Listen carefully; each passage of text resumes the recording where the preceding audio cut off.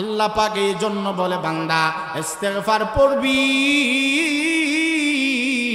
তওবা করবি, আমি আল্লাহ তাআলা সন্তান না থাকলে তোমার সন্তানের আব্বা আম্মা বানায়া দিব। তাহলে এতক্ষণের এই লম্বা কথায় কি বুঝলাম? এই আস্তাগফিরুল্লাহ কেউ যদি আদায় করে, এক নাম্বার আমার আল্লাহ তাআলা ওই বান্দা বান্দির জীবনের গুনাহগুলো মাফ করে দিবেন, সুবহানাল্লাহ। দুই নাম্বার আমার আল্লাহ তাআলা বলে বান্দা আমি তোমার জন্য আসমানি বৃষ্টির ব্যবস্থা করে দিব। তিন নাম্বার আমি আল্লাহ তাআলা তোমার জন্য অভাব আমি আল্লাহ দিব না, অভাব অনটন আমি আল্লাহ তাআলা দূর করে দিব। চার নাম্বার আমি আল্লাহ তাআলা তোমার জন্য সন্তান সন্ততির ব্যবস্থা করে দিব, সুবহানাল্লাহ। পাঁচ নাম্বার আল্লাহ তাআলা বলেন, অসুবিধা হইতেছে না তো? ওয়াজআল লাকুম জান্নাত।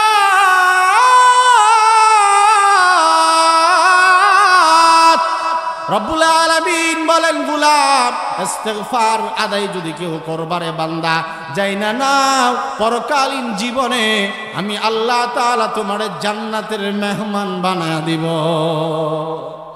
জান্নাতের মেহমান বানাই পরে গোলাম তোমার জান্নাত দান করব। কেমন জান্নাত? আমার ভাইজান, সাধারণ কোন জান্নাত আমার আল্লাহ দিবে না। আমার নবী মুসলিম শরীফের হাদিসের মধ্যে বলেন ছোট একটা ইমানদারকে আমার আল্লাহ 10টা দুনিয়ার সমান জান্নাত আল্লাহ তাআলা দান করে দিবে, সুবহানাল্লাহ। আমার আল্লাহ বলেন আলা সুররিম মাউদুনা মুত্তাকিইনা আলাইহা মুতাকাবিলিন। আল্লাহ তাআলা বলে গোলাম কেমন জান্নাত ইস্তিগফারের বিনিময়ে দিব? যেই জান্নাতের নিচ দিয়ে নহর আছে, যেই জান্নাতের একটা চেয়ার হবে স্বর্ণের চেয়ার, সুবহানাল্লাহ, স্বর্ণখচিত চেয়ার জান্নাতবাসীদেরকে আমি আল্লাহ তাআলা দান করব। আমার বান্দা বান্দিরা ওই জান্নাতের স্বর্ণের চেয়ারে পরস্পর মুখোমুখি হয়ে হেলান দিয়ে আরামের সাথে বসবে বান্দা। ইয়াতুফু আলাইহিম উইলদানুম মুখাল্লাদুন বিআকওয়াবি ওয়া আবারিকা ওয়া কাসিম মিন মাইন লা يصدعون عنها ولا ينزفون وفاكهة مما يتخيرون ولحم طير مما يشتهون। আল্লাহ পাক বলে গোলাম এমন জান্নাত আমি আল্লাহ দিব যে জান্নাতের নিচ দিয়ে নহর প্রবাহিত হবে, যেই জান্নাতে আমি আল্লাহ চিরকিশোরদেরকে তোমাদের খাদেম বানায়া দিব, কিশোররা তোমাদের খেদমত করবে বান্দা। ওয়াফাকিহাতিম মিম্মা ইয়াতাখায়্যারুন, তোমার জন্য হর এক রকমের ফলমূলের বাগান দিব, ফলের বাগানের ব্যবস্থা জান্নাতে করে দিব। লা মাকতুআতিন ওয়ালা মামনুআ ওয়া ফাকিহাতিন কাসীরা। আয়াতের মধ্যে কালামে মাজিদে জায়গায় জায়গায় আল্লাহ তাআলা বলে বান্দা কেমন জান্নাত দিব একটু টের পাও নাই? আমি আল্লাহ তোমার জন্য জান্নাতে হর এক রকমের অসংখ্য অগণিত ফলের মূলের বাগানের ব্যবস্থা আমি আল্লাহ করে দেব, সুবহানাল্লাহ, সুবহানাল্লাহ। লা মাকতুআতিন ওয়ালা মামনুআ। আল্লাহ তাআলা বলে বান্দা লা মাকতুআ ওয়ালা মামনুআ, এমন জান্নাত আমি দিব যে জান্নাতে তুমি ঢুকলে পরে কেউ তোমাকে কখনো বাধা দিবে না রে বান্দা। জান্নাতে ঢোকার জন্য কেউ বাধা দিবে না, কেউ অহংকার করবে না রে বান্দা।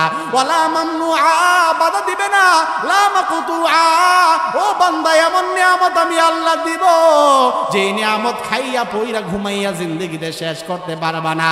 লা ইয়াসমাউনা ফিহা লাগওয়া ওয়ালা তাসিমা, লা ইয়াসমাউনা ফিহা লাগওয়া ওয়ালা কিযাবা। এমন জান্নাত দিব যেই জান্নাতে অনর্থক কোনো কথা কেউ বলবে না রে বান্দা। শান্তির জান্নাত আমি আল্লাহ দিব, অশান্তি বলতে জান্নাতে কিছু নাই। বাইরে আমার দুনিয়া হলো অশান্তির জায়গা। আমার আল্লাহ বলে বান্দা জান্নাতে মিথ্যা কথা কেউ বলবে না, অযাচিত অনর্থক ফালতু বেহুদা কোনো কথা জান্নাতীদের জবানে উচ্চারিত হবে না।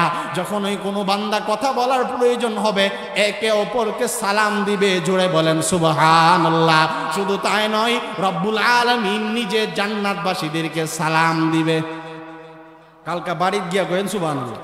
সালাম দিবেন কে? আর জোরে বলেন কে? সালামুন কাওলাম মির রাব্বির রহিম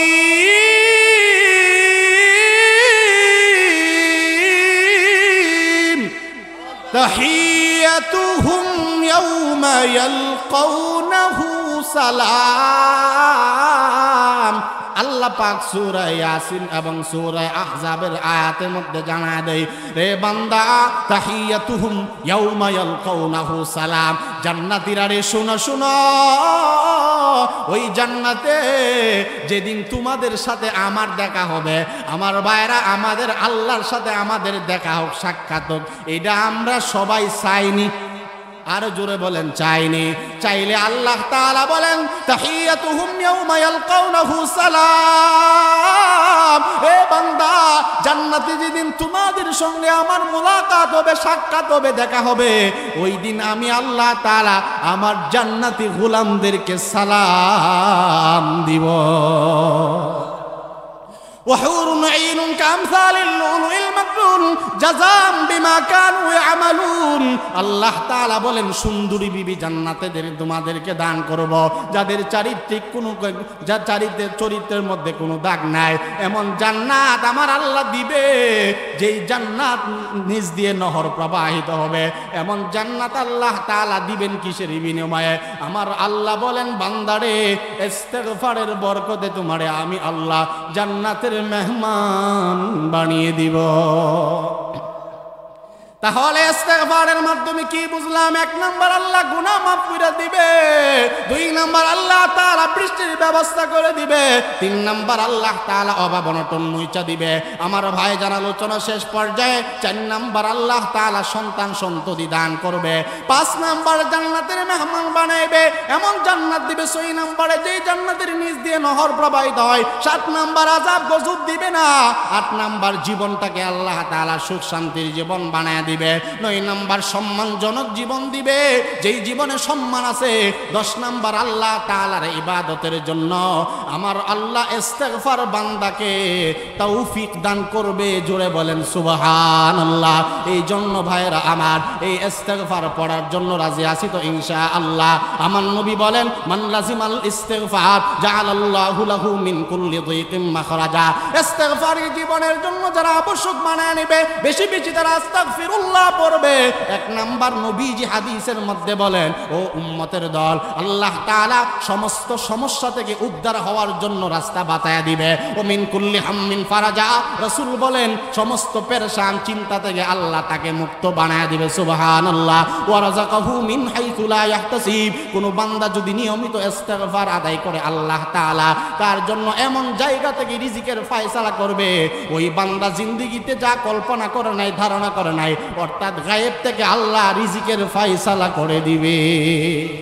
এজন্য ইস্তেগফার আমাদের নিয়মিত সব সময় হার হালতে আর কদমে কদমে জবানে পড়ার দরকার আছে না নাই? ভাই বলেন আছে না নাই? আল্লাহ পাক আমাদেরকে ইস্তেগফার ওয়ালা জবান বানায় দেখ, বলেন আমিন। আল্লাহ পাক আমাদের পেছনের গুনাহগুলো মাফ করে দেখ, সামনের জীবন আল্লাহ পাক রব্বুল আলামিন আমাদেরকে ইসলাহ করে দেখ। আমাদের সকলের জন্য একে অপরের জন্য দোয়া করি, মাদ্রাসার জন্য দোয়া করি। আল্লাহ পাক এই মাদ্রাসাকে দিন বদিন তরক্কি দান করুক। আল্লাহ তাআলা আপনাদেরকেও কবুল করুক। আমার পরবর্তী মেহমান হযরত মাওলানা মুফতি মাসউদুর রহমান বেলালী হাফিজাহুল্লাহ তাআলা উপস্থিত হয়ে গেছেন। আমার চেয়ে সুন্দর তাত্ত্বিক আলোচনা হযরতের জবান থেকে শুনবেন ইনশাআল্লাহ। এরপরে অনেক বড় বড় আলেমরা আছেন, কেউ উঠবেন না, সবাই মোনাজাত দিয়ে যাবেন। সকলকে ধন্যবাদ জানিয়ে এখানে আলোচনা সমাপ্ত করছি। ওয়া আখিরু দাওয়ানা আনিল হামদুলিল্লাহি রাব্বিল আলামিন।